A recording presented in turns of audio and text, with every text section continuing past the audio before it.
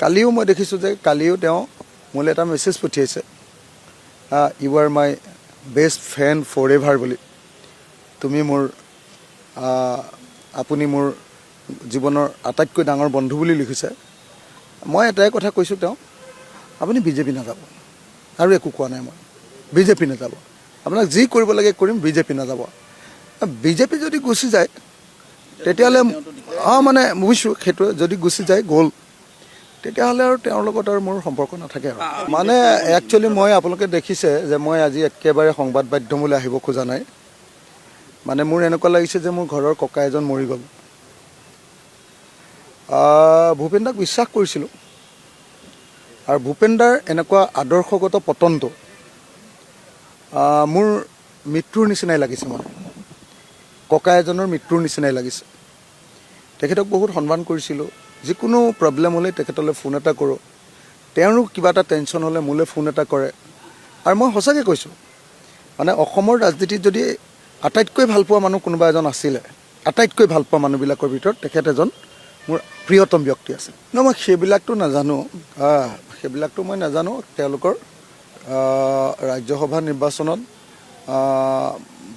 মানে দুইটা পাৰ্টিৰ পৰাই অলপ গণ্ডগোল কৰিছিলে, সেইটো হয়। আৰু ৰাষ্ট্ৰপতি নিৰ্বাচনততো আৰু দুইটা পাৰ্টিৰে, গতিকে দুইটা পাৰ্টিৰে আছিলে। সেইটো তেওঁলোকৰ দুইটা পাৰ্টিৰে গণ্ডগোল আছিলে, অকল এটা পাৰ্টিৰ গাত দুখ দি লাভ নাই। দুইটা পাৰ্টিয়ে গণ্ডগোল কৰিছিলে। কিন্তু মানে ভূপেন বৰাৰ এই যিটো পতন,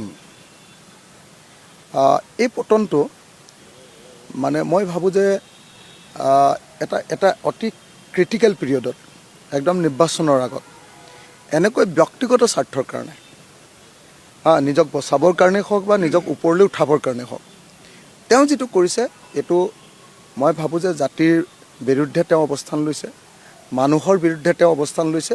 আৰু সেইকাৰণে ভূপেন বৰাৰ এতিয়া মোৰ কাৰণে ইডিঅ'লজিকেলি আৰু তেওঁ জীয়াই থকা নাই। He is a dead body in ideological terms, he is a dead body. কালিও মই দেখিছোঁ যে কালিও তেওঁ মোলৈ এটা মেছেজ পঠিয়াইছে, you are my best friend forever বুলি। তুমি মোৰ আপুনি মোৰ জীৱনৰ আটাইতকৈ ডাঙৰ বন্ধু বুলি লিখিছে।